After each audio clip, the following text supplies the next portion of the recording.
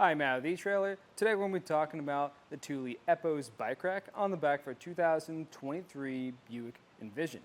Now, this is going to be a great option if you're looking for a very versatile premium style bike rack, and this does a really good job at holding our bikes in place. So let's take a closer look at it. So what we're mainly focusing on today is how the bike is interacting with our Envision.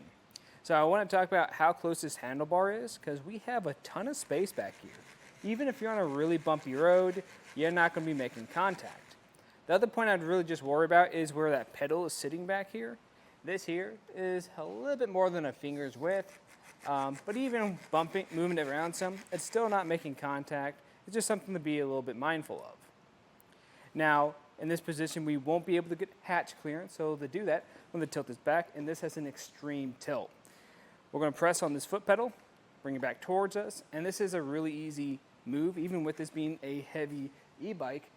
And speaking of that, this is going to have the capacity to hold one e-bike at 75 pounds or two e-bikes at 70 pounds each. So it's going to have a pretty high weight capacity, plenty for most e-bikes out there. And this will give me the opportunity to reach in here, grab whatever I need, whether it be groceries or even get ready for my ride by having a seat and tie my shoes. When you're done with that, you can just close this up and put this back into the seated position. That's really easy to do just by pushing on it. And the way they designed that pivot point on here, even with a heavier bike, is not too hard to do. Now, if I want to take a closer look at it, I'm going to have to remove the bike. And to do that, I like to start with these straps on the tires. These give it more support, give you a really good hold, and these also ratchet down so you can get some really snug fits. I'll get that out of my way and undo the one on the front side. And then come to our center point here. Now this is doing the majority of the work. This can have two mounting locations. You can be mounted to the frame or the tire, the back one, but you can tell we have this fender here and it's going to get in our way, so I'm going to stick to this. But if you didn't have a fender and had a carbon frame bike, you can mount it to the tire instead.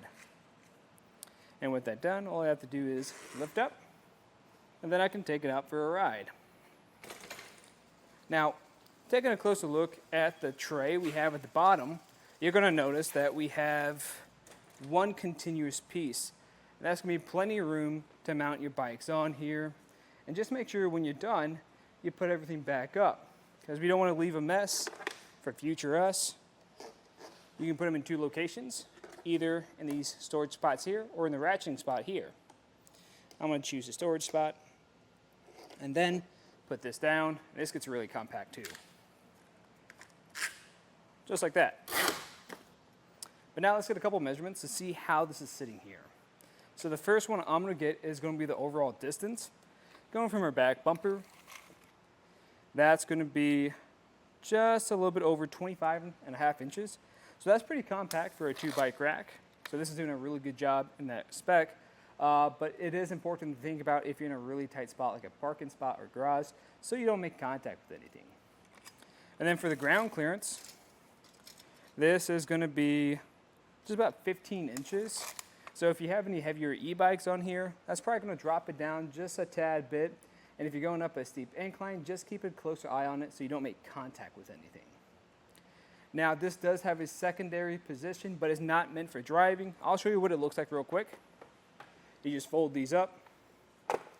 So you can tell we are saving space on the sides, but that's really just meant for storage in your garage, because on the back of our vehicle, that's really not helping us out really anyway. So I'm going to put that back down. And one of the benefits of it sitting like this is it's not going to block anything on the back of your vehicle. So your license plate, your backup camera taillights, and back window won't be obstructed. You'll still pick this up in your backup camera, but that's fine. That's honestly what I want. So I want to make sure if I am backing up somewhere, this isn't going to collide with anything.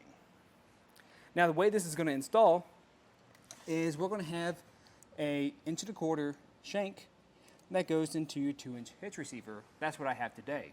We currently have a 2-inch sleeve adapter that allows that to happen. And what I like about this setup is we have this hook that goes through and goes into that pinhole. And this is built into here. So it makes it really easy to use and you're not going to lose it. And on the back of it, we are going to have this anti-rattle device the way you use it is how I'm using it right now. You just turn it. And if you find any kind of awkward spots when you are turning it, you actually lift it out, pivot it some, so you can get more leverage. But the reason why I'm doing that now is because I want to show you another benefit of this is when we take this out, one, it's really easy to do, but two, I can actually fold up that shank to save us even more room, and then from there, we can use the wheels on the bottom of it to transport it. So when it comes to storage and transporting it, it's also really easy to do that way. So this is going to be a solid option if you're looking for something that's going to be more premium, easy to use, and can carry a lot of different types of bikes out there. Now, if you're looking for something a little bit lighter, a little bit smaller, but is still very versatile, then I'd also recommend the Thule Outpace. That one can also carry a variety of different bikes, but I like that one a bit more because it is more compact. It just won't have as high as a weight capacity as something like this, and the tilt won't be as extreme either. But of course, if you guys have any other questions, let us know here at eTrailer. And again, I'm Matt, and thanks for watching.